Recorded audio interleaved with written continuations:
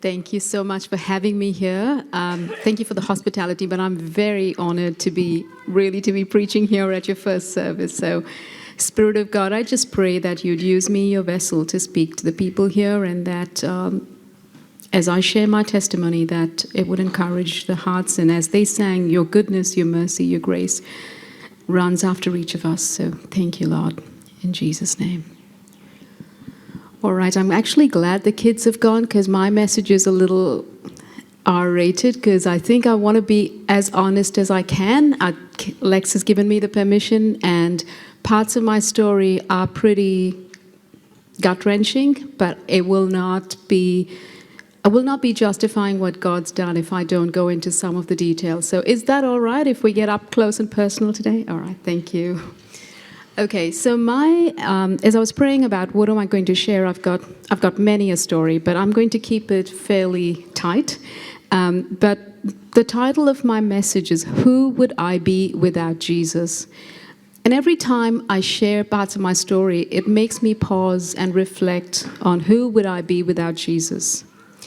It's not one of those, WWJD bands, or it's not a mantra, but it really is something deep and reflective for me. And here's 5 things that I thought of for myself. Who would I be without Jesus? Number 1, I possibly may not be here, and you'll know why soon. I would have been a hot mess and would have been creating a bigger mess around me. I would have been, we all have hobbies, but I had a hobby of collecting trauma. So I would have been collecting more trauma and causing more trauma to those around me. I would have been terribly broken on the inside, and I would have carried a sense of arrogance and pride on the outside. I would have been depressed, suicidal if I made it, bitter, angry, resentful, lacking love, focused on performance on the outside, and built big walls around me so you wouldn't know the real me. So that's who I would have been without Jesus, and you'll know why. I need Jesus, always did, always will, and I think we all do. All right, so I'm going to tell you bits of my life, how it started off with Jesus in India, how I went on without Jesus, and then again, how Jesus, again, his goodness and mercy ran after me. All right, so I'm about 47 now, so going back about 40 years. I grew up in a Hindu home in India, and I don't know how much you guys know, but Hindus have 300 million gods. So you could bring anything here, a tree, a bark, and they would call it a god, and they'd worship. So that's the kind of home I grew up in. But my parents put me in a Christian school because they valued the discipline and the education that came with Christian, education. So lo and behold, I was in a Christian school, and we had the Gideons visit us from overseas. I'm not sure which country, but they came and they did this beautiful enactment of the gospel. It was very simple. A girl was in sin. She had a black Velcro heart. She met Jesus. Her black Velcro heart was gone. She got a white heart. And I'm, 7 years or thereabouts, watching this kid, and I'm like, I want that. Now, I don't know what sin I had. I don't know what the blackness of my heart was. But I knew that it felt so good. And we were all seated on the floor, and they asked us to pray the sinner's prayer. And all I recall is my uniform was drenched with tears when I prayed that prayer. I accepted Jesus. I was about 7 years old.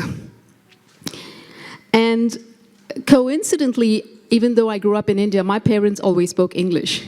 And so for me, I felt like Jesus is the God who could speak English, and all these other gods didn't know the language. So I continued to talk to Jesus in English. And, we grew up with hymns, so what a friend we have in Jesus, and all those beautiful old hymns. They meant a lot to me.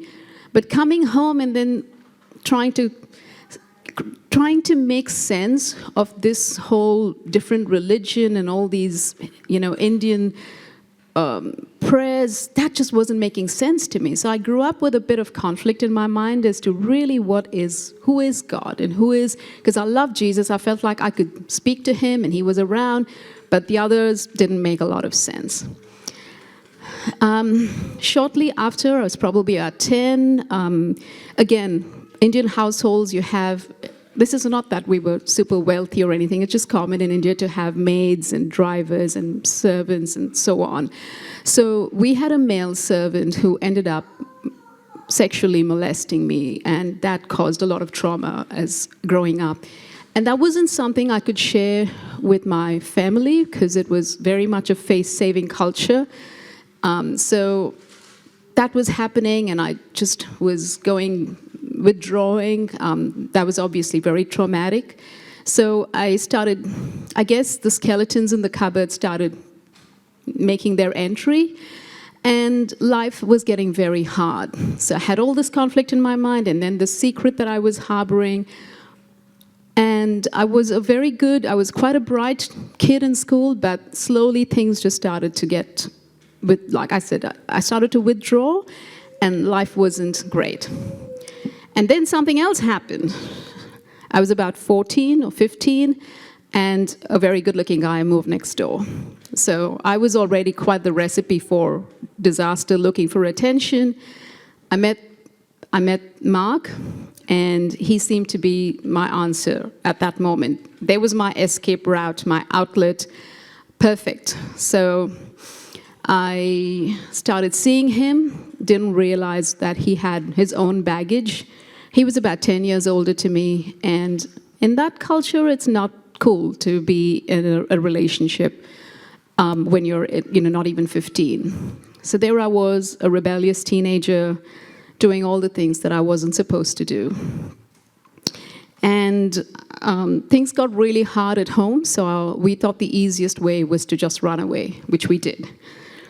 So I was under 16, I ran away with him. He was 10 years older to me, and I didn't realize at the time that he was addicted to drugs, and he had all sorts of other, as I said, just baggage that he was carrying. And because I was underage, and because my dad happened to be a criminal lawyer, we were on the lookout. They were looking out for us. I was my dad's only daughter, and we ran away, and we went to a place that was 3,000 kilometers away from home, and where they were still practicing cannibalism. So it was in the middle of nowhere, and that was the only place we could not be found out. And God has a sense of humor. It was a little Baptist village in the middle of nowhere. So the American missionaries were there, and they were trying to civilize these people who were practicing cannibalism. And they gave me a job as a teacher because I could communicate, and they valued English quite well, quite highly. And so I was actually teaching kids who were much older to me. And we both made our home. I became pregnant for my first son. I was under 17 years of age. And where we lived, there was no transportation whatsoever. You had to walk 8 hours through the hinterland to access a doctor. So the whole time through my pregnancy, I didn't go and have a medical visit. I guess I did it like they did 400 years ago. But it was time for me to deliver the baby, and we started walking, and it was, if you can imagine, it's like forest. And I'm walking, like in pain, and then, you look behind, there's a couple of leeches crawling over, you're pulling it out, and you keep walking, and I'm like, okay, God, I really did not sign up for this. Whatever it is, wherever you are, you've got to show up, because I don't think I'm going to make this. And believe it or not, this was my first miracle. There were 4 tribal people who appeared from nowhere. And when I say tribal people, they were like dressed like total tribal material. I'm not saying that to make them any smaller, because they were very big-hearted. And they couldn't communicate in my language, and I couldn't communicate in theirs. But they looked at me, and they're going, that's not cool that you're that pregnant and you're walking this. And they were like, just wait. So they made me sit down. My partner was with me. And then they go and bring a very thick woolen shawl that they had on them. And they did some sort of thing where they went and axed like 4 pieces of wood. And they made me get on their shawl. And here they were, 4 of them carrying me. And they carried me to the hospital. I kid you not, that could have only been something that God could have orchestrated. So that was my first miracle. Had the baby, my first son, Ash, who lives here in Melbourne. And following the birth of my son, I started seeing a lot of different behaviors from my partner, Mark. He was, as I said, addicted to alcohol and substance, and he had gambling issues, but things started getting really tough. Obviously, with my baggage, and I probably contributed as well, but there was a lot of abuse, physical abuse, as well as verbal and emotional abuse, and it wasn't a pretty sight. All along, my parents didn't know my whereabouts. They didn't know if I was living or dead. And then it so happened, Mark got into a huge misunderstanding with the school, the management, and you were on the good side of them if you wanted to survive. Otherwise, they would default to what they knew best. And so we had to quickly move away from that place. And so by then I was 18, so I was an adult. I was legally okay to make decisions. So we decided it was probably good for us to come back to our hometown, which we did. But my family was not something that I ever wanted. I'd made up my mind that my family would never see me in the state that I was in. So I'd said to Mark, we'll go back. I'm willing to do whatever it takes, but never will I go and tell my parents this is who I am. I was a prodigal, but the difference between me and the prodigal son was that I said to him, no, I have too much pride for my parents to see what I was going through. And so we went back, and this part of the story is really, really traumatic. So I do need to apologize if any of you have tried to conceive a child and you have I'm just sharing my part of the story. I hope it's okay. Is that all right? Okay. Yes, I became pregnant the second time, and I didn't even know I was pregnant for the first 5 months because I was just in a constant state of abuse. Like, you don't know what you're waking up to. There's no food at home. You're bashed. You're sitting in a pool of blood, and you're just getting past the day, and I have one child, and I'm pregnant for the next. So it was about 5 months, and Mark's, my partner's parents, they were a little supportive towards us. My parents didn't know my whereabouts. And so it was Mark's mom who first came to me, and she goes, something's not right. Are you okay? I think you need to do a pregnancy test. And so we did. And she was right. She had 11 kids, so her experience. And so I said yes. And she herself said to me, there's no way you're going to have to carry this kid. You already have one son that you can barely look after. My advice to you would be to terminate the pregnancy. And so we tried. We went ahead. It costs money in India to do that, so we went and borrowed money from someone and kept the money, and the money was stolen. Mark stole it for drugs. That was the first time. The second time, again, we went to one of his cousins who lent us the money. It was stolen. The third time, this is really crazy, but it's true. I was 7 months at this point, and there was no doctor who was willing to do the termination. And she then took me to her family GP, and she said, I think, if we tell her your story, I think she'll oblige. And so we went to this lady doctor, and she said to us, this is risky, but I understand the circumstances. I am willing to do it. And so we made an appointment. And we went back home, and the day of the appointment, that morning, we go to the clinic, and the clinic's closed. And they have like an attendant, the admin staff tells us, have you guys not heard the doctor passed away last night from a heart attack? So the baby was meant to be. 3 times I took control. I thought I was playing God. I tried to thwart God's plans, but clearly God had better plans. But trauma makes you want to control. And even though that plan failed thrice, I had a plan B. So I looked up the newspaper where back in the day, there was no social media, there was no online world. So I took to plan B, and I looked for parents who'd like to adopt this child. So there, to my good luck, there was a couple who were looking for a child. And I communicated well, so I wrote them a very a letter of, just convincing them that I was the mother and that my child needed that home. They came and visited, and they were stoked. They were like, beautiful, we'd love to have your baby. And I'm thinking, okay, God, my baby will have a good home. That's why you wanted this child. You're amazing.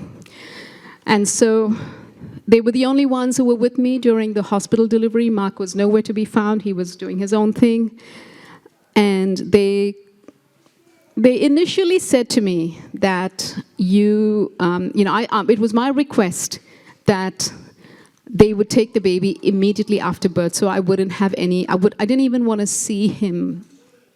But when they came to the hospital, they said, this is brutal. We want you to spend some time. We want you to, give the baby what he needs. And we'll keep in touch. We'll keep visiting regularly.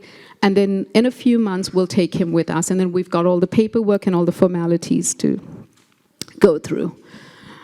And it was,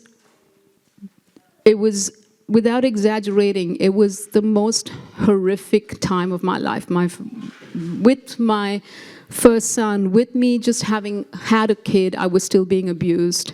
And one of the times they visited was a Sunday, and they saw, when you go into a home that has domestic violence, it's a very eerie looking feeling. And my son was crying, and I was just this mess with blood, and they came in, and I think they must have thought, this is just too dangerous. We don't want to be involved. I didn't see them after that. And so it so happened that Mark's parents, my partner's parents, said to me, we'll support you, go and find a job, try to get work, and we'll look after the kids. And it's a very long and a very, very sad story, but it sort of ended like where I ended up having my first son, Ash, and my partner's mother got very attached to the second baby. And because of all the complications around when we'd left home, there were all these cases on him. It was so messy and so complicated that she ended up having the second child, Jason. The abuse got really, really bad, and he was not taking responsibility for his actions. So the whole thing lasted about 4 to 5 years. And then I finally had to make a decision to break off, because it was getting very dangerous for my older son as well. So there I was, my older son and I, and the baby Jason was with Mark's family, and Mark was nowhere in sight. And finally, the prodigal had to return home, and my parents were disturbed is probably not even the right word to say. You raise a child, and you have dreams and hopes. And when I went back home, it was terrible. And I wouldn't want any child to put their parents through what my parents went through. I'm very responsible, and really, I did what I did. Not proud of it, and don't encourage anyone to do that, but that's my story. And I had obviously collected a lot of trauma through all of that. And when I came back home, thank God for my mom's and dad's wisdom and their boundaries, and they said to me, you can come home, but you've got to get on with your education. You've got to find a job. We're not looking after your child. We'll support you as best we can. But their boundaries were very regimented, and I'm very thankful for that. And so that's what I did. I went back, I worked on on myself in terms of my studies, in terms of getting a job. And in my 20s, I ended up being quite successful in my career. I was in clothing, and I was traveling the world, making a lot of money. So again, it was a very big contrast from what I was used to. You know, going from literally homeless to, you know, in my 20s, the next decade, I'm in Paris, I'm in Milan, name the place, I'm there doing business and working really hard. And it was interesting, as I reflect back, it's like I wanted to create this new avatar of myself. Like, look at me now, you know, look at me now, I'm like successful. So you can erase all those bad things I did, I guess was my motive. Never a good one. But I was also, I guess the other unhealthy motive in me was I want to provide for this child. So I'd pamper him, I'd spoil him with gifts and bring him different things from all over the world. Around this time, I met Michael, my husband. It will be 25 years, we're married next year, so thank you, God. And he was very different to Mark, and one of the things that really attracted me about him was that he had, you know, he was very conscious of his health, he wasn't a smoker, he just had different, he wasn't, and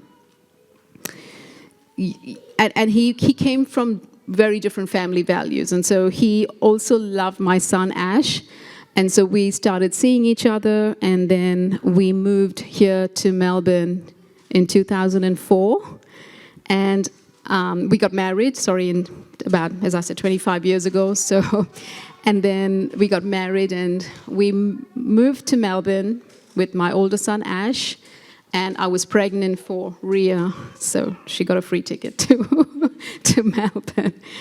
And we moved here, and after having Ria, I had to take a break from work.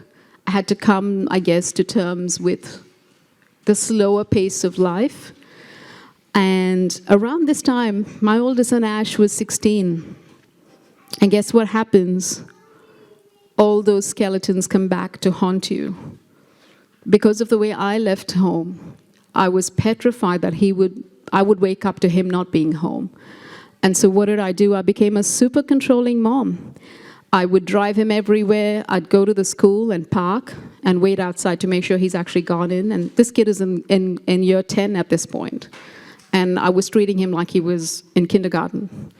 And I'd keep waking up several times a night and go and check under the sheets to make sure he was physically there and that he hadn't put pillows like I did when I left home. So I was, again, just going totally crazy because, as I said, I had a lot of undealt stuff. A couple of years after Ria was ready to go to her own, to go to childcare, I got a good job here as well. And again, I was seemingly quite successful on the outside. People would look at me and go, wow, you've just come into the country and you've built a house and you've got a good job and, look at you guys. And I'm thinking, well, you don't know what goes on behind closed doors. And life was hard. It was just like, I'm thinking to myself, how am I going to sustain this? How long am I going to control what I can do with this child? How long am I going to control if he's going to leave or if he's going to do the same thing, if I'm going to endure what my parents went through? And then something happened. It was a very small argument that I had with Mike. It was the tip of the iceberg, and I attempted to take my life. So I was in the KC hospital in Melbourne. They rescued me, obviously. But I'd come to this point where I thought, it's just not worth it anymore. It's just not worth it. You're so guilty of so much. Like, what's the point of this? And here you are now ruining your son's life. Here you are ruining everyone else's life. All these voices that tormented me day in and day out. And anyway, I come out of hospital, and that weekend, we went to visit with a friend just because my husband was like, I just don't want you to be alone at home. Let's just go. So we went to visit a friend, and her mother happened to be there. And she shared the gospel with me. And when I said she shared the gospel, she was not a gracious, loving, Jesus loves you kind of person. She was like, turn or burn kind of gospel sharer. So, now the pride in me was like, I know this Jesus, like, go and find someone else. I know all this stuff. But what she shared with me, some seeds were sown. I felt like, okay, maybe I'll give this Jesus another go. And so that night I come back home, I'm thinking, just reflecting on the conversation we had. I look up a church close to home, and I found the Berwick Church of Christ. Now, what I didn't share is that in the meantime, I've still been walking up and going to, my husband's Catholic, so I'm still going to church, I'm doing all the religious stuff, but really on the inside, there's no relationship, there's no intimacy, I'm just doing it to tick another superficial, box on the outside. So this is a bit of a funny story. On the Berwick Church of Christ website, they said they have a prayer meeting on a Tuesday evening. So I'm thinking, that seems a little less daunting than just landing up in a church. Maybe a prayer meeting is a smaller setting. Maybe they'll just pray with me and send me home. What I didn't realize was that was an elders' prayer meeting. So I'm going there, and I sit with 10 elders. I hijacked that elders' meeting. I don't know what they had on their agenda that night. But they were so sweet, and they started asking me questions and sharing what they can do, and I'm, just with all the little Christianese that I knew, I'm praying with them, and I was like, all right, this seems really strange, and maybe I should just start opening up. So I started opening up and sharing with someone that, just 10 days back, I actually attempted to take my life, and that's it. They were no more like. They were just, everyone was seated around me. They put me in this hot chair in the middle. And they were like, we're going to have to deal with you. And so that was the start of a very amazing, transformative journey. I came back to church that Sunday along with my kids. And they had an Alpha card. And they said, you want to know Jesus? Maybe you should try this course. So I did that. I did Alpha, and all of the foundation that God had already laid in my heart when I went to the school, to the Christian school, started to come back. And I was slowly making, I felt a little more positive, and the disillusionment, the discouragement was slowly, very, very slowly though, fading away. And then after Alpha, we have a Growing to Maturity course that Ken, our pastor, who's Lexon's brother, he's sort of written the course, and I signed up for that. And in the GTM, or Growing to Maturity course, they have a Freedom Weekend. And the Freedom Weekend is meant for you to come to terms with everything that, you are on the inside. And this is something I haven't actually shared, and I feel the Holy Spirit is prompting me to share it. The course was run by Ken, but there were other facilitators at our church. And I didn't want them to know. I didn't want my church, because this is like the new community that knows me. And again, I'm thinking, I don't want you guys to actually know who I am on the inside. So I looked up Ken Raymond, and I emailed him directly going, I know there's a Freedom Weekend, but I feel I need to just talk to you directly, because I don't want these other people to know what I've done. And he said, that's exactly what we will be covering at the Freedom Weekend. So you just work with your facilitators, because, you can imagine that I run many of these courses. Anyway, the weekend comes. We go to a retreat center in Belgrave. And the first night, the speaker was sharing about how there are some triggers in our lives, in our childhood, and that was good. I'm like, okay, I could deal with this Freedom Weekend. This is easy. A nice sticky date putting on the house as well, so why not? And the next morning, my spirit starts, everything within me is starting to churn. I go to one of the leaders, Matt, and I actually pulled a fast one. I said to him, Matt, I need to go home now. I think something's absolutely wrong. I feel like maybe my son's in trouble, or my husband needs me. I think I'm just going to go pack up. And Matt's like, no, let's just call Mike and find out. And I'm calling Mike, and I'm like, something's not right, right? I'm trying to prompt him to say something's not right, but he's like, no, babe, everything's okay. Just stay where you are. And I'm like, okay, I guess I'm meant to deal with this. That was at 9 a.m. in the morning. By the time they'd finished praying for me, it was 2 a.m. in the morning, the following morning. So they had a lot that I had a lot to deal with, and they were just kind and gracious. And I was set free from so many things.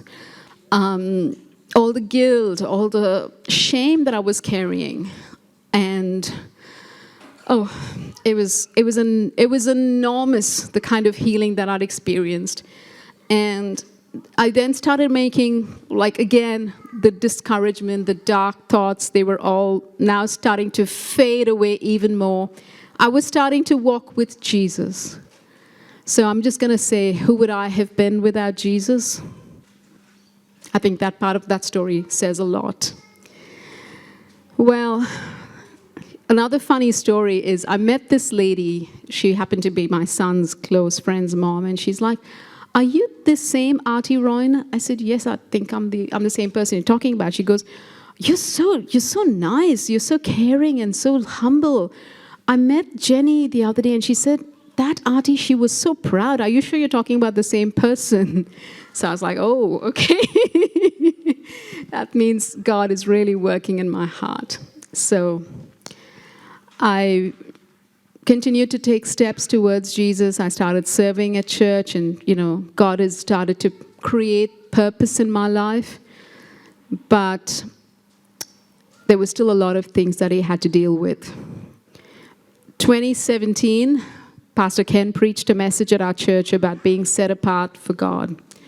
And like you did, Lex, I wrote in my journal that day, it was the 26th of May, 2017, and I said, I want this life. You've rescued me. I want to be set apart for you, Jesus. I want to be consecrated. I don't know what all this means, but I know that you want me to do this. I wrote that, and I forgot about it. May 2017. August 2017, we planned, it was our 20th anniversary year, so Mike, Ria, and I planned this big holiday to America. We're driving from, I think it was from Las Vegas to Arizona to see the Grand Canyon. My Facebook Messenger keeps going off, and the messages go, hi, Mom, it's your second son, Jason. I've never been angry with you. I've always loved you. And then just the same message kept coming over and over and over again. And then he goes, I'm so sorry, something's wrong with my phone, and therefore it's just the same message keeps coming over and over again. And I'm in the middle of nowhere, literally in the middle of nowhere, and I get this message.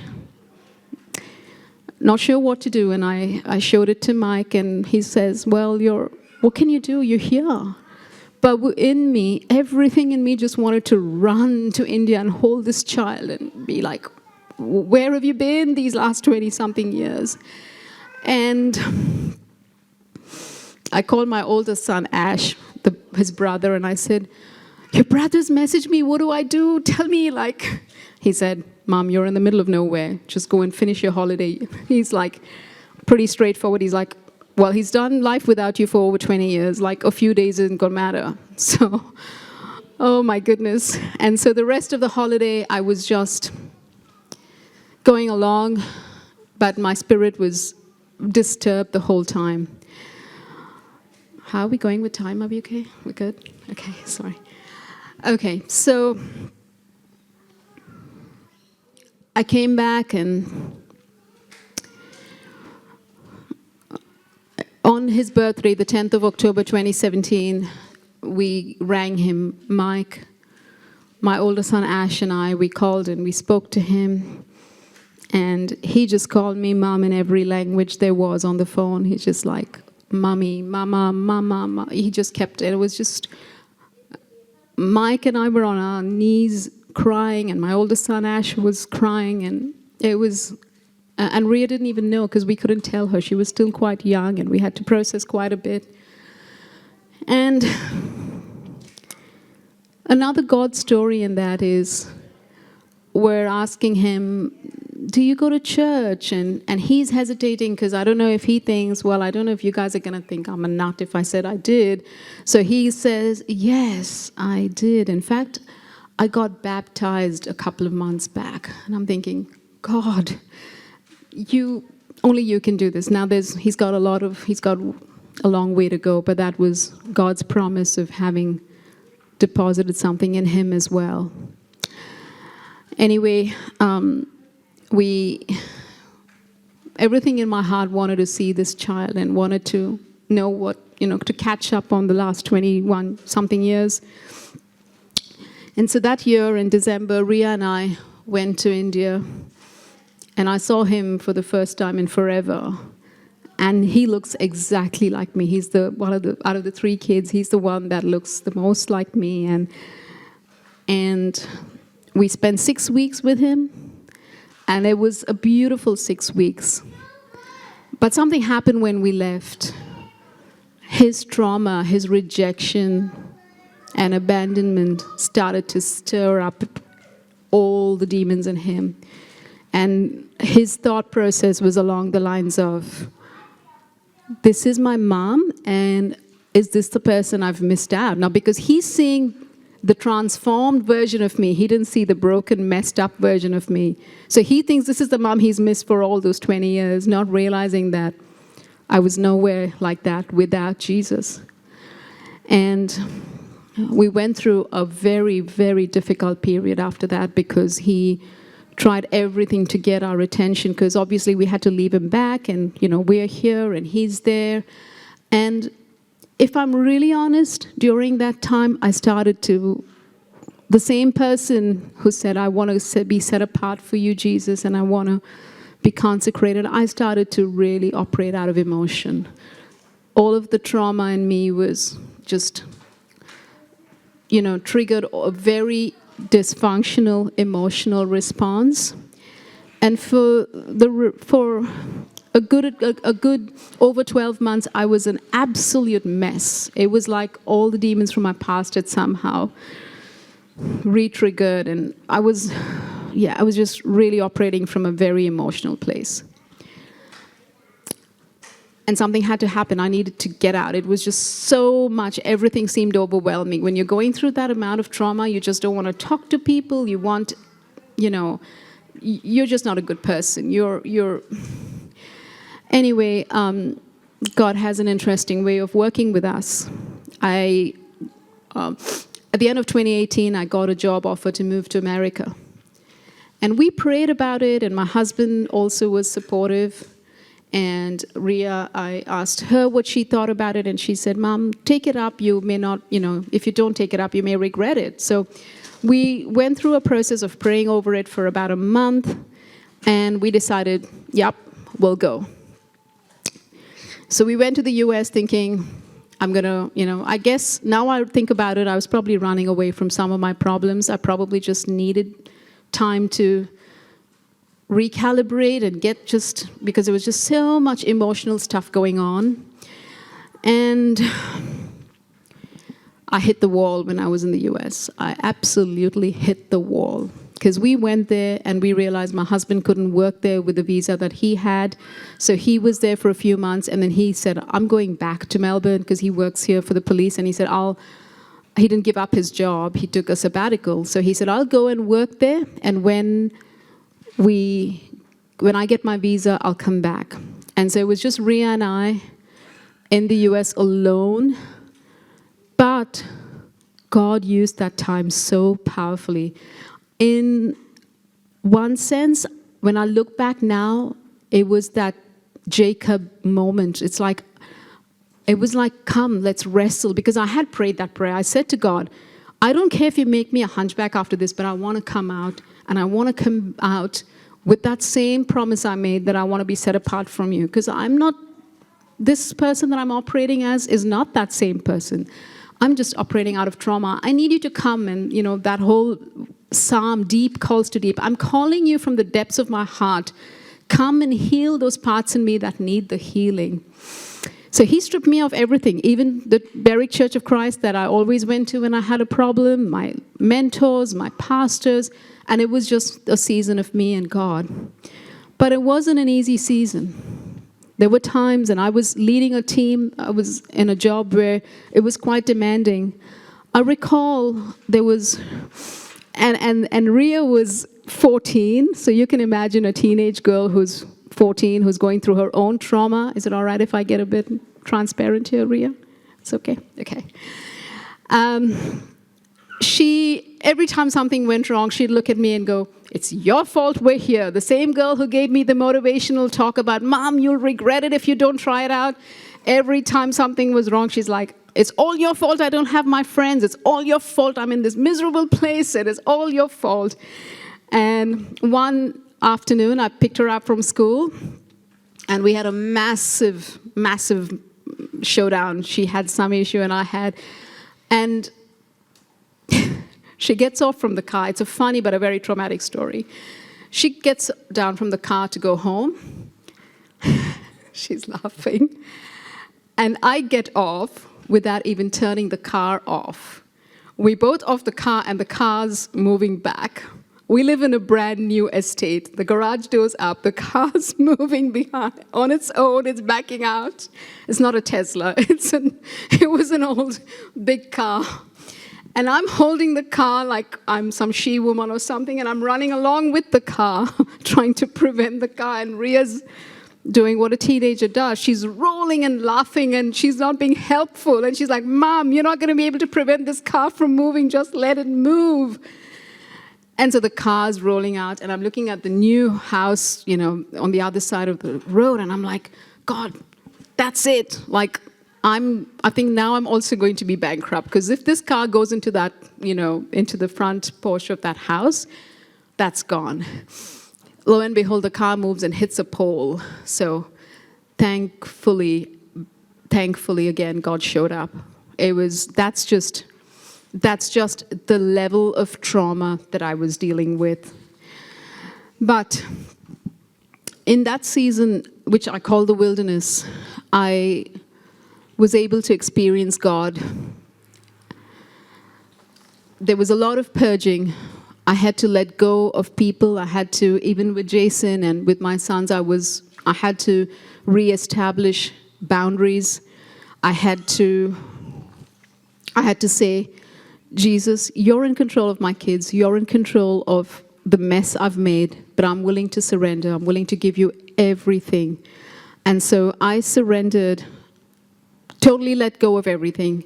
And then COVID happened, and long story short, we moved back to Melbourne.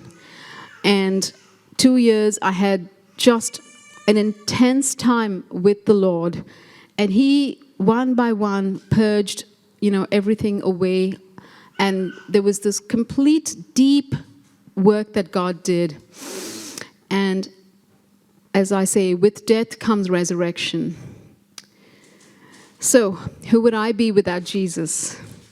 Jeremiah 29:11-14. "For I know the plans I have for you, declares the Lord, plans to prosper you and not to harm you, plans to give you hope and a future."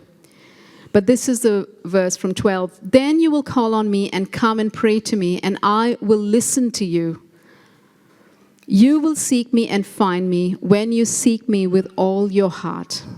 I will be found by you, declares the Lord, and will bring you back from captivity." That was His promise. And there was this deep season where I was seeking Him, wrestling with Him, and He was faithful. He is faithful. And so I had what I call my third conversion experience, a greater understanding of who I would be without Jesus. And I now say I'm His apprentice. I'm committed to being His apprentice. What does it look like for me? I need to abide, which means I need to live, to abode with my Master, to live in His kingdom. Not seeking what I think He can offer, but to seek after His righteousness. And I want to seek after His likeness. I want to be like my Master. It's not going to be progressive all the time.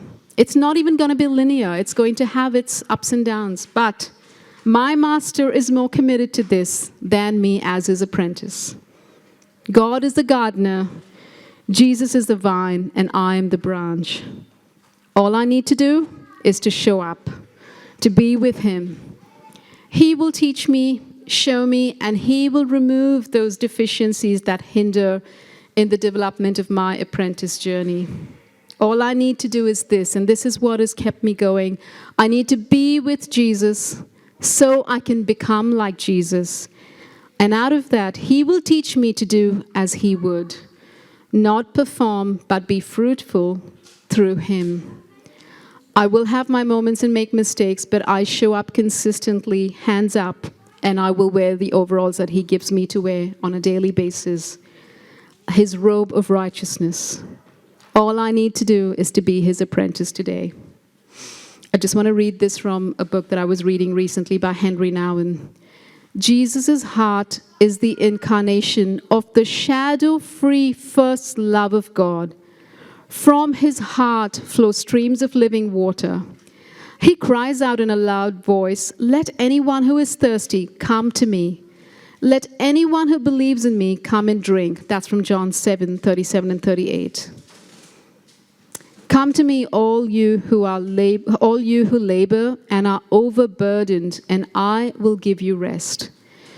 Shoulder my yoke and learn from me, for I am gentle and humble in heart, and you will find rest for your souls. When I was operating from this place of trauma, if I'm really honest, when people would tell me, just go and rest, I'd want them to shut up. I'm sorry, but it's like, no, don't tell me to rest. I just need to keep doing something because I want to numb this pain. But now I savor the rest. Now I know that I'm yoked to Jesus. And it's just so, there's no burden. His burden is easy. His yoke is easy. His burden is light. And I want to be yoked. I literally have this visual where I can come to him in the morning and say, let me be yoked to you, my master, as your apprentice. So that's who I would be without Jesus, and who I am and who I could be as I apprentice with him. My soul has found its rest, and it continues to do so. Jesus said in John 14:6, I am the way and the truth and the life. He is the truth, the way, and he gave me life. This is my story. I've just written a book that's coming out next Feb. It's called Champions of Truth. Go figure. The person who believed in all the lies writes a book called Champions of Truth. Jesus delivers us from the lies of the enemy, the lies we tell ourselves, and he transforms us to be bearers of his truth. I want to be a champion of his truth. What about you? I'm going to end with this old song. I don't know if you have heard this song. It's called, What If Someone Hadn't Told Me About Jesus? What if someone hadn't told me about him? Then my soul would still be unhappy, all alone and still lost in sin. Oh, how sad it could be that to know that the King had riches beyond the grief, but sad as to know would be not to know that one of his heirs was me. That's why I'm glad someone told me about Jesus. I'm so glad someone told me about him. For today, my soul is so happy, all because someone told me of him. Who did I tell today about Jesus? Who did I tell today about him? And who will know the splendor of heaven, all because I told them of him? And who did you tell today about Jesus? Who did you tell today about him? And who will know the splendor of heaven, all because you told them of him, all because I told them of him, all because we told them of him. Thank you.